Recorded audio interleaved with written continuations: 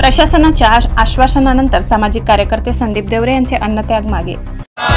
संदीप दादा तुम आगे बढ़ो, हम तुम्हारे साथ हैं। पिंपळनेर करांचा विजय असो, दादांचा विजय असो, पिंपळनेर करांचा विजय असो, संदीप सरांचा विजय असो। पिंपळनेरचा रस्ता झालाच पाहिजे, पिंपळनेरचा रस्ता।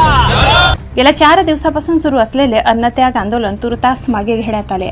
सविस्तर वृत्त। पिंपळनेर गावातील एकूण 1.473 किलोमीटर लांबीचे काम माननीय उच्च न्यायालय औरंगाबाद खंडपीठ येथे रीट याचिका दाखल प्रकरणामुळे काम बंद आहे। सदर पिंपळनेर नागरी भागातील अस्तित्वातील डांबरी पृष्ठभागाच्या दुरुस्तीचा प्रस्ताव संदर्भ क्रमांक 1 अन्वये मुख्य अभियंता MORTH कोकण भवन मुंबई यांच्याकडे मंजुरीस्तव सादर करण्यात आलेला आहे।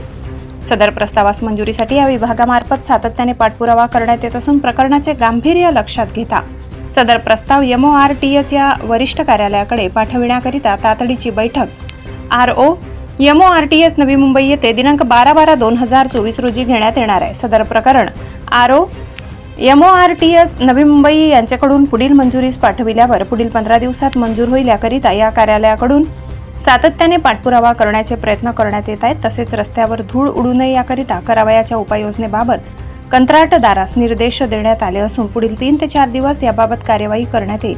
सद्यस्थितीत तात्पुरत्या स्वरूपात खड्डे भरण्याचे काम करण्यात येत आहे।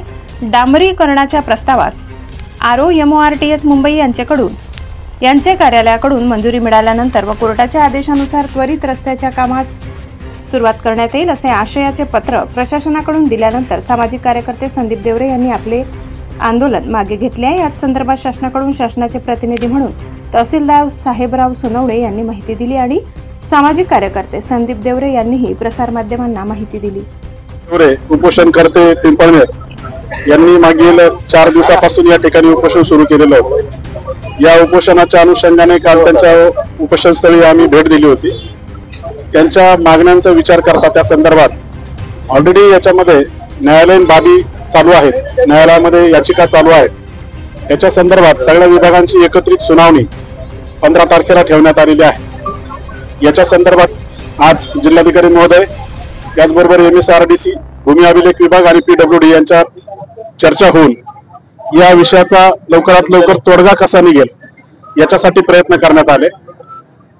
संबंधित जो MSRDC विभाग आहे या विभागाने पुढील 12 तारखेला त्यांची स्वतंत्र मीटिंग मुंबई या कार्यालयामध्ये ठेवलेली आहे आणि जो काही रस्ता तयार करायचा आहे त्या रस्ता तयार करण्याच्या अनुषंगाने जो प्रस्ताव तयार केलेला आहे त्याला तात्काळ मंजुरी मिळावी यासाठी प्रयत्न चालू आहेत।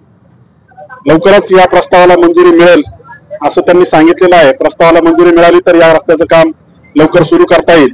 मीनवाईल कोर्टामध्ये ज्या काही याचिका आहे त्यांची सुनावणी त्याच्या संदर्भातली तारीख 15 तारखेला आहे। त्या ठिकाणी माननीय उच्च न्यायालय काय निर्देश देतं त्यानंतर या कार्यक्रमाची दिशा ठरणार आहे। परंतु आज या संदर्भात माननीय जिल्हाधिकारी महोदय यांचं आणि उपोषणकर्ते यांचं प्रत्यक्ष बोलणं करून दिलेलं आहे। त्यांनी देखील जिल्हाधिकारी महोदयांनी जी वस्तुस्थिती आहे याची माहिती श्री संदीप देवरे यांना दिलेली आहे आणि त्यांनी या ठिकाणी उपोषण स्थगित केलेलं आहे। प्रशासनाच्या वतीने मी त्यांचा आभार मानतो आणि अशाच पद्धतीने सगळ्या नागरिकांनी प्रशासनाला सहकार्य करावं असं आवाहन करतो। धन्यवाद। मी संदीप देवरे जे काही मागील 4 दिवसापासून उपोषणाला बसलेलो होतो, शासनाचा कोणताही प्रतिसाद नव्हता, पण काल सर्व जनतेने जे काही रास्ता रोको केला त्या आणि पत्रकार बांधवांनी मला म्हणजे जे काही त्या आंदोलनाला आपल्या माध्यमामधून जे काही सहकार्य करून विविध ठिकाणी प्रसारित केल्या त्या बातम्या, त्यामुळे प्रशासनाचं लक्ष आपल्याकडे वेधलं गेलं। त्यानंतरून माननीय तहसीलदार, रस्ते विकास महामंडळाचे अधिकारी आणि पोलीस प्रशासनातील अधिकारी हे एकत्र आले।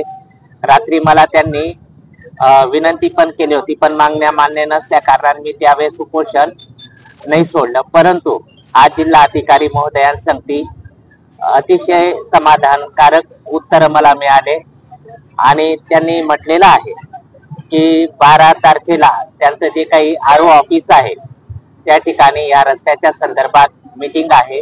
आज सर्व डिपार्टमेंट एकत्र आले जे पूर्वी येत नव्हते, पण आज या उपोषणाला जे काही म्हणजे यशस्वी झालेला आहे त्यामुळे सर्व अधिकारी एकत्र येऊन त्यांनी तात्काळ म्हणजे निर्णय घेऊन दखल घेऊन जे काही आरओ ऑफिसकडे तो प्रस्ताव पाठवलेला आहे तो प्रस्ताव मंजूर झाल्यानंतरून पिंपळनेरकरांना धूळमुक्त करणार आहे आणि न्यायालयाचा आदेश आल्यानंतरून ते चौपदरीकरणाचाही मार्ग मोकळा होऊन म्हणजे कॉन्क्रिटीकरण करतील.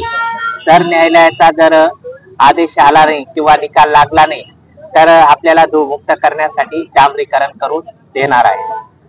अजून एक वार मी सर्व पिंपळनेरकरांनी जी काही मला साथ दिली त्याबद्दल पिंपळनेर गावाचे समस्त नागरिकांचे मी आभार मानतो. पत्रकार बांधवांचे मी आभार मानतो. जय हिंद, जय महाराष्ट्र.